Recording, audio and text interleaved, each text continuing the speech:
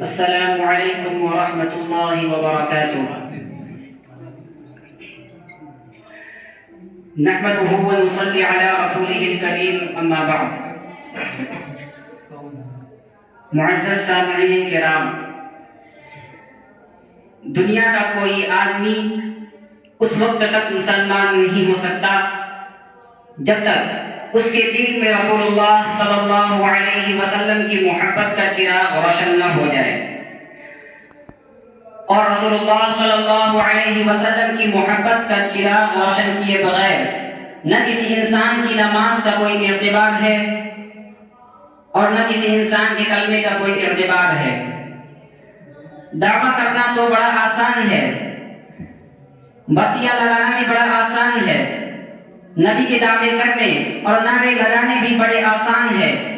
لیکن حقیقت میں رسول اللہ سے عشق اور آپ سے محبت اور آپ کی سنت پر چلنا اور آپ کی سیرت کو صحیح معنی میں اپنانا یہ بڑا مشکل ہے۔ ہمارے یہاں بہت سے آدمی ایسے ہیں جن کا کام صرف دعویٰ کرنا، صرف نعرے لگانا، صرف محبت کے راہ بنانا ہے۔ ان کی مثال ایسی ہے کہ کسی کے گھر ایک آدمی مہمان گیا، تو جب مہمان گیا تو گھر والوں نے اس کو خوش آمدید کہا، اہلا وسہلا مرحبا کے بینرز لگائے، بتیاں لگائی، خوشبو لگائی۔ دوپہر کا وقت تھا، دھوپ چڑھی ہوئی تھی، گرمی تھی، مہمان پریشان ہو گیا کہ میں ان کے گھر پر آیا ہوں، انہوں نے میرے آنے پر خوشی تو بہت کی، لیکن کسی نے مجھ سے پانی تک نہیں پوچھا اور نہیں کسی نے مجھ سے کھانا پوچھا۔ جب دوپہر ڈھل گئی تو مہمان نے کہا کہ پانی لاؤ، تو گھر والوں نے کہا پانی تو کوئی نہیں، لیکن آپ کے آنے کی خوشی بہت ہے۔ مہمان نے کہا کھانے کا وقت گزر گیا، تو گھر والوں نے کہا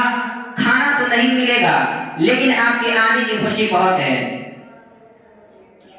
ہم نے آپ کے لیے چراغا کیا، ہم نے آپ کے لیے خوشبو لگائی، ہم نے آپ کے لیے بینرز لگائے، ہم نے آپ کے لیے پھول بچھائے،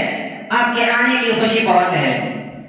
لیکن خوشی کے باوجود ہمیں اس مہمان کا کہنا نہیں مانتے۔ رسول اللہ صلی اللہ علیہ وسلم ربیع الاول میں تشریف لائے، آپ صلی اللہ علیہ وسلم کے آنے پر بہت لوگوں نے خوشی کی،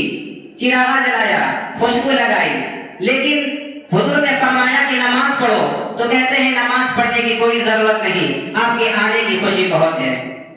حضور فرماتے ہیں روزے رکھو، تو کہتے ہیں کہ آپ کے آنے کی خوشی بہت ہے، روزہ رکھنے کی یہاں کوئی ضرورت نہیں۔ حضور فرماتے ہیں زکوٰۃ و حج ادا کرو، تو کہتے ہیں کہ زکوٰۃ و حج کی کوئی ضرورت نہیں، آپ کے آنے کی خوشی بہت ہے۔ ہم نے چراغا کیا ہے، ہم نے بتیاں لگائی ہے، ہم نے خوشبو لگائی ہے۔ جب کسی مہمان کے ساتھ ایسا ہوگا تو دیکھنے والا کہے گا کہ اس گھر والوں کو مہمان کے ساتھ کوئی تعلق نہیں ہے، یہ مذاق کر رہے ہیں، یہ اس مہمان کے ساتھ مذاق اڑایا جا رہا ہے۔ اچھا میزبان تو وہی ہے جو مہمان کے آنے پر خوشی کرے اور مہمان کے آنے پر خوشی کرے، اور خوشی کا مطلب اس کے کہنے سے لے کہ جب وہ کسی کام کا حکم دے تو کہنا مانے، نماز کا حکم دے، زکوٰۃ کا حکم دے، روزہ کا حکم دے، حج کا حکم دے، تو وہ کہنا ماننا مہمان کی آمد کی سب سے بڑی خوشی اور عظمت قرار دے۔ لیکن ایک شخص مہمان کی آمد پر خوشی سے کودتا پھرے، بتیاں سلگاتا پھرے،